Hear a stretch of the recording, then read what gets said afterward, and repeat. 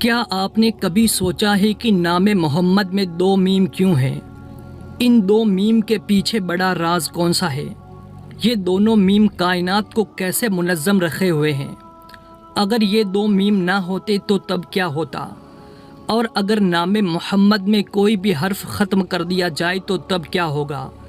ان تمام سوالوں کے پیچھے ایک ایسا زبردست راز ہے جسے آپ کو ضرور سمجھنا چاہیے۔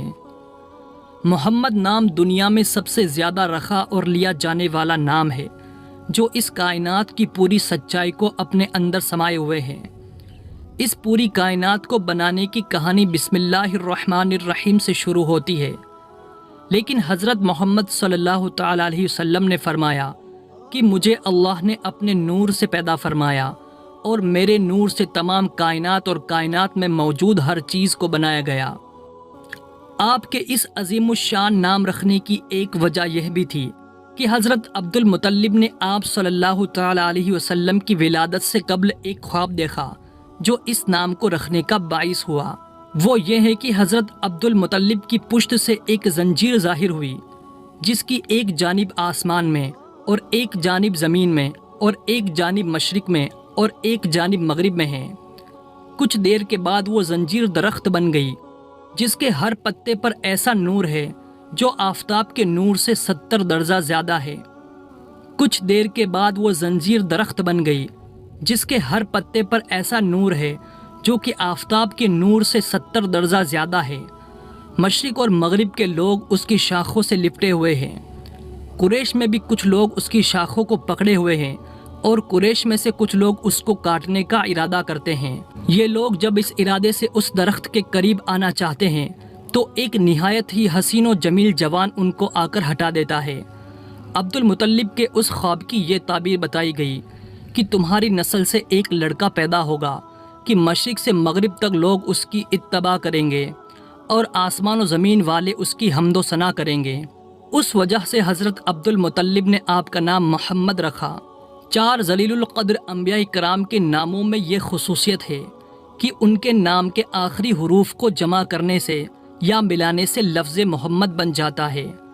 سب سے اول نبی جو دنیا میں تشریف لائے یعنی حضرت آدم علیہ السلام، جن کے نام میں آخری حرف ہے میم۔ سب سے اول صاحب شریعت نبی کا نام حضرت نوح علیہ السلام ہے، جن کے نام میں آخری حرف ہے ہا۔ سب سے اول ابو الانبیاء کا خطاب پانے والے نبی حضرت ابراہیم علیہ السلام، جن کے نام میں آخری حرف ہے میم۔ تخلیق میں سب سے اول اور مبعوث میں سب سے آخری نبی حضرت محمد صلی اللہ تعالیٰ علیہ وسلم ہے، جن کے نام میں آخری حرف ہے دال۔ اب ان تمام حروفوں کو ملائے تو نام محمد بنتا ہے، جیسے کہ آپ یہاں دیکھ رہے ہیں۔ ان کے آخری حروف کو دیکھیں جو محمد بن چکے ہیں۔ لفظ حروف سے بنتے ہیں، اگر ان میں سے کسی ایک کو بھی کم کر دیا جائے تو باقی حروف اپنے معنی کھو دیتے ہیں، یعنی مطلب کچھ کا کچھ ہو جاتا ہے۔ لیکن لفظ محمد کا ہر حروف با مقصد اور با معنی ہے۔ اگر لفظ محمد میں سے پہلا حرف میم کم کر دیا جائے تو باقی حمد رہ جاتا ہے، جس کے معنی ہے مدد کرنے والا یا تعریف کے رہ جاتے ہیں۔ اگر ہا کو بھی ختم کر دے تو باقی رہ جاتا ہے مد، جس کا مطلب ہے دراز اور بلند، جو حضور صلی اللہ تعالیٰ علیہ وسلم کی عظمت کی طرف اشارہ کرتا ہے۔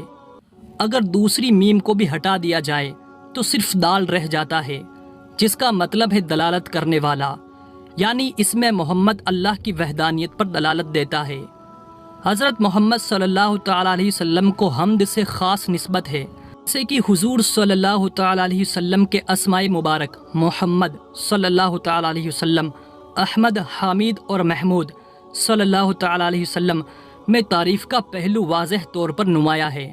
اسی طرح امت محمدیہ کا نام حمادون یا حمادین ہے۔ آپ کے جھنڈے کا نام لواء الحمد ہے۔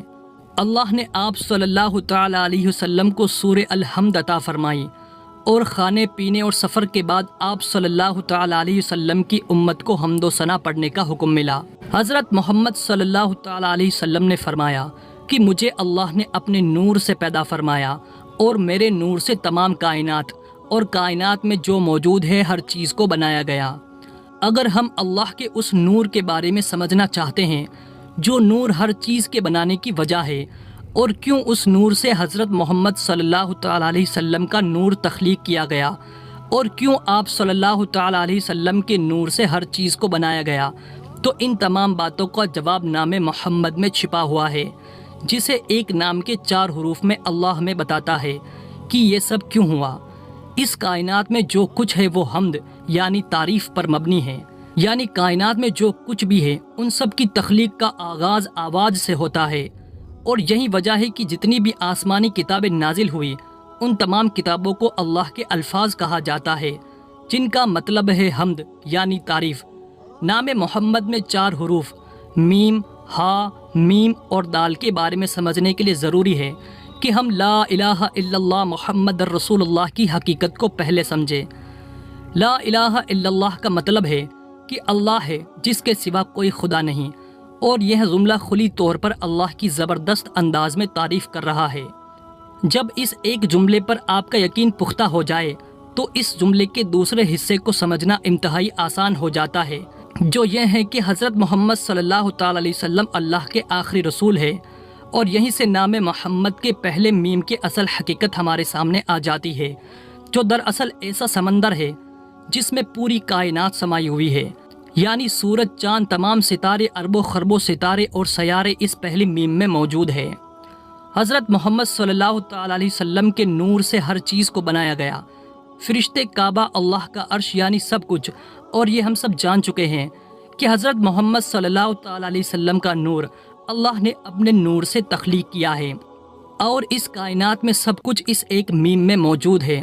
اللہ ہمیں یہ بتا رہا ہے، یہی وہ علم کا سمندر ہے جسے تم کو سیکھنا اور سمجھنا چاہیے، کیونکہ یہی وہ سمندر ہے جس میں اللہ کی پاکی اور تعریف موجود ہے، کیونکہ نام محمد کے پہلے میم کے بعد ہا آتا ہے جو کہ حمد کو ظاہر کرتا ہے، یعنی اللہ کی حمد اور تعریف۔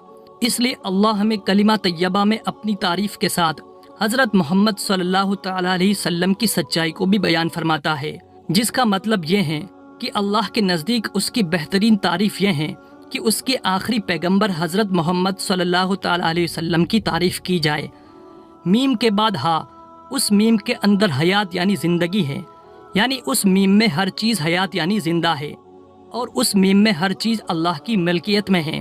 پھر دوسرا میم حضرت محمد صلی اللہ تعالیٰ علیہ وسلم کی حقیقت کا ثبوت ہے، کیونکہ اس دوسرے میم کے بعد دال آتا ہے، جس دال میں اللہ ہمیں سکھاتا ہے کہ اس حمد کی وجہ سے حضرت محمد صلی اللہ تعالیٰ علیہ وسلم کے نام میں دال کو سمجھ سکتے ہیں، جو کہ دلیل ہے اس بات کی کہ حضرت محمد صلی اللہ تعالیٰ علیہ وسلم اللہ کے آخری رسول ہے۔ اور اس طرح نام محمد اپنے اندر گہرے رازوں کو سمائے ہوئے ہیں، ان رازوں کو بیان کرنا کسی بشر کی طاقت میں نہیں۔